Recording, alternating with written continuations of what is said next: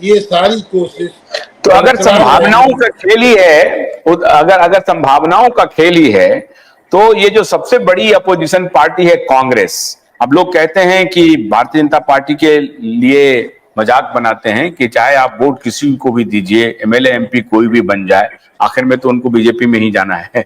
तो अगर ऐसी स्थिति रही तो क्या कांग्रेस पार्टी पर भी इनकी नजर होगी कि वहां से भी किसी को तोड़ा जाए? अगर अपने टैली को ही बढ़ाने की बात है तो क्या वहां भी कमजोरी दिखे? क्योंकि कितने लंबे समय तक, अगर मान लीजिए कि अभी 5 साल तक मोदी की ही सरकार स्थायित्व में है, तो जो लोग इस बार जीत के आए हैं, सबको इच्छा होगी, वो इंतजार करेंगे कि नहीं करेंगे, पता नहीं आने वाले दिनों में क्या होगा, या मोदी और क्या क्या काम कर सकते हैं।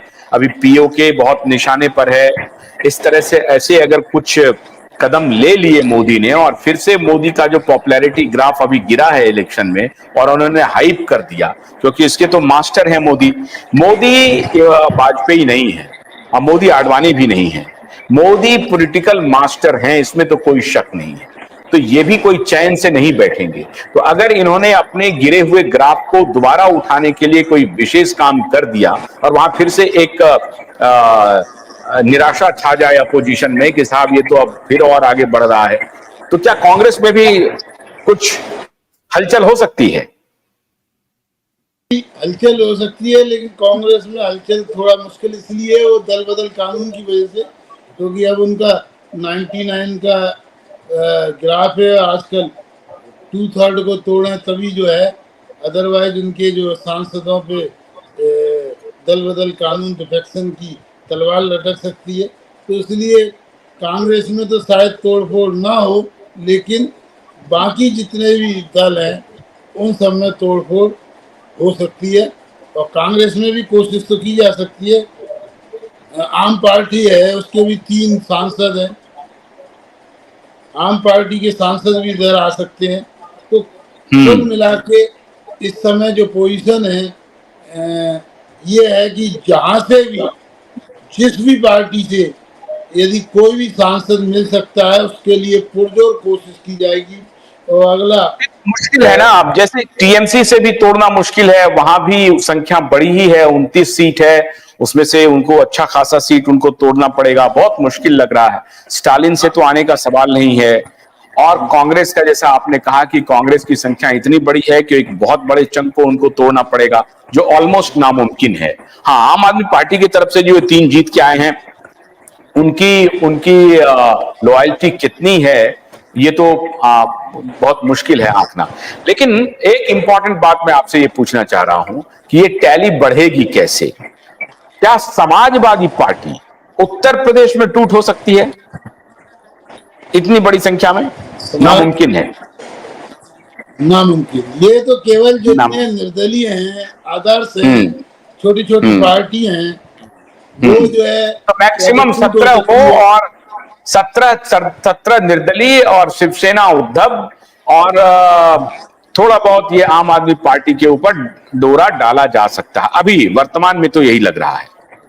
अभी जो 3 पार्टी हैं, 99 कांग्रेस के, उसके बाद में आपके ये समाजवादी ममता पार्टी बनर्जी। और टीएमसी के अलावा कोई भी टूट के इधर आ सकते हैं।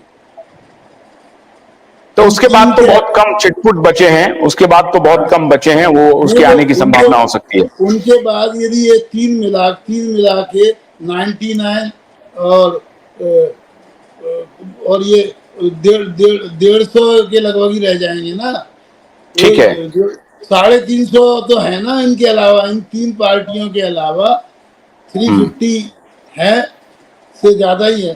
तो 350 की इनका टारगेट है। तो उस टारगेट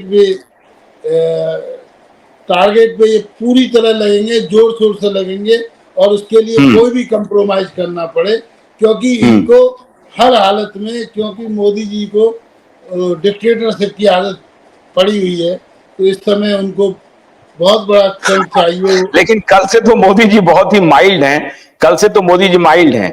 अच्छा कर्नल साहब, ये अब केजरीवाल पर थोड़ी बात कर लेते हैं। क्या केजरीवाल फिनिश हो गए? जी निश्चित। इससे पहले केजरीवाल पर मैं बात करूं 30 सेकंड मुझे दे दीजिए, मैं संख्या बल की विश्लेषण करता हूँ। मोदी जी को कोई पार्टी की तोड़ने की आवश्यकता नहीं पड़ेगी, उन्हें चिंता एक ही कंडीशन पर होगी, अगर तेलुगु देशम पार्टी और जनता दल यू दोनों एकत्रित होकर अगर सरकार के खिलाफ कोई कदम उठाना चाहते हैं तो।